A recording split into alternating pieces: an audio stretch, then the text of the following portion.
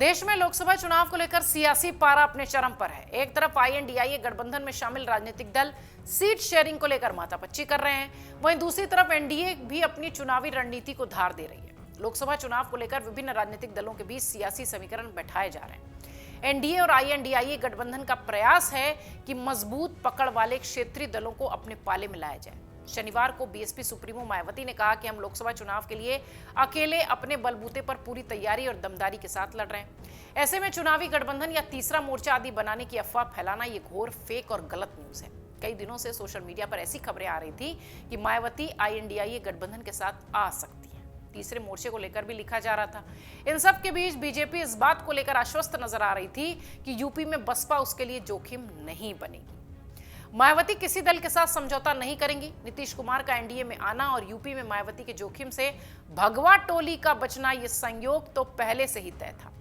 BJP के शीर्ष नेतृत्व से जुड़े सूत्रों ने जनवरी के पहले सप्ताह में ही यह संकेत दे दिया था कि नीतीश कुमार एनडीए में वापसी कर सकते हैं और मायावती यूपी में किसी दल के साथ गठबंधन नहीं करेंगी। इधर हमने भी लगातार ये खबर दिखाई थी कि किसी भी गठबंधन के साथ मायावती नहीं जाएंगी और इस तरीके की खबर बीजेपी के शीर्ष नेतृत्व से जुड़े सूत्रों के हवाले से लिखी गई थी। सूत्रों ने तब ये संकेत दिया था कि देर सवेर नीतीश कुमार एनडीए में वापसी कर सकते हैं। हालांकि सूत्रों ने यह भी कहा था कि नीतीश कुमार अगर एनडीए में शामिल होना चाहते हैं तो उनका स्वागत है। इसके लिए पार्टी अपनी तरफ से कोई पहल नहीं करेगी। अगर कोई खुद से ही बिना शर्त पार्टी में शामिल होने की इच्छा जाहिर करता है तो उस पर विचार किया जाएगा। उत्तर प्रदेश में मायावती भगवा टोली के लिए जोखिम का कारण नहीं बनेंगी, ये तय है। तब जेडीयू को लेकर ये कयास लगाए जा रहे थे कि नीतीश कुमार देर सवेर एनडीए का दामन थाम ही लेंगे। उस वक्त आईएनडीआईए गठबंधन में भी नीतीश कुमार की कोई बड़ी भूमिका तय नहीं हुई थी, लेकिन कुछ दिन बाद ही नीतीश कुमार एनडीए में शामिल हो गए।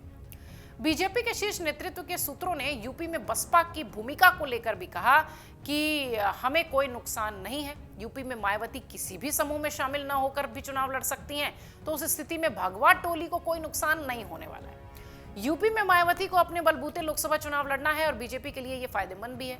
बीएसपी की मौजूदा राजनीतिक स्थिति ऐसी नहीं है कि इसके जो नेता हैं लोकसभा चुनाव के लिए कोई बड़ा निर्णय लें। उनके लिए दिल्ली की सियासत से ज्यादा यूपी में खोई हुई जमीन वापस लेना है। ऐसे में लोकसभा चुनाव के दौरान बीएसपी बीजेपी के लिए किसी जोखिम का कारण नहीं बनेगी, ये माना जा सकता है। आपको याद होगा कि मायावती ने नए साल पर अपने संदेश में कहा था कि देशवासी इस साल लोकसभा चुनाव में सर्वजन हितैषी सरकार बनाने का प्रयास करें। उन्होंने सरकार को रोजगार की गारंटी सुनिश्चित कर सच्ची देशभक्ति का परिचय देने और राजधर्म का निर्वहन करने की नसीहत दी थी। लोगों की जेब में खर्च के लिए पैसे न हो तो देश के विकास का ढिंढोरा कैसा, वो लोगों के किस काम का, बेरोजगारी की भारी फौज के साथ विकसित भारत कैसे संभव है।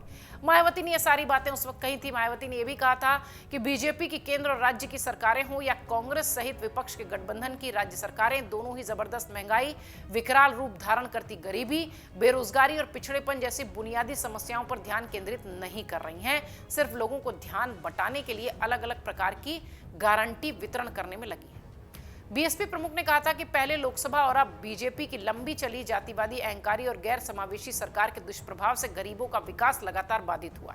और अपने इन बयानों के बीच बीएसपी सुप्रीमो मायावती ने लोकसभा चुनाव में किसी भी गठबंधन का हिस्सा नहीं बनने की भी बात कही थी। उन्होंने स्पष्ट कर दिया था कि बीएसपी किसी खेमे में शामिल नहीं होगी। मायावती ने अपने सोशल मीडिया अकाउंट एक्स पर, जो कि पहले ट्विटर हुआ करता था, उस पर उन्होंने लिखा कि यूपी में बीएसपी की काफी मजबूती के साथ अकेले चुनाव लड़ने की तैयारी है। विरोधी लोग काफी बेचैन हैं। यही वजह है कि आए दिन किस्म किस्म की अफवाहें फैलाकर लोगों को गुमराह करने का प्रयास कर रहे हैं। बहुजन समाज के हित में ही बीएसपी का अकेले चुनाव लड़ने का फैसला अटल है। सोशल मीडिया पर ऐसी खबरें चल रही थीं कि बहुत जल्द मायावती आईएनडीआईए गठबंधन का हिस्सा होंगी, महज ऐलान बाकी है। लोकसभा चुनाव में बीजेपी का मुकाबला करने के लिए आईएनडीआईए गठबंधन मायावती को प्रधानमंत्री पद का उम्मीदवार घोषित कर सकता है। आपको यह भी बता दें कि जनवरी के पहले हफ्ते में जेडीयू को लेकर ऐसे कयास लगाए जा रहे थे कि नीतीश कुमार देर सवेर एनडीए का दामन थाम सकते हैं। तब इन बातों को इसलिए भी बल मिला था क्योंकि आईएनडीआईए गठबंधन में नीतीश कुमार की भूमिका तय नहीं हुई थी, उन्हें संयोजक बनाने की बात हो रही थी। वहीं इससे पहले 29 दिसंबर को दिल्ली में आयोजित जेडीयू की राष्ट्रीय कार्यकारिणी की बैठक जब हुई थी राष्ट्रीय परिषद की, तो उसमें ललन सिंह ने पार्टी के राष्ट्रीय अध्यक्ष से इस्तीफा दे दिया था। उन्होंने साफ इनकार कर दिया था कि वो पार्टी छोड़कर कहीं नहीं जा रहे हैं, वो अपनी सीट से ही लोकसभा चुनाव लड़ेंगे।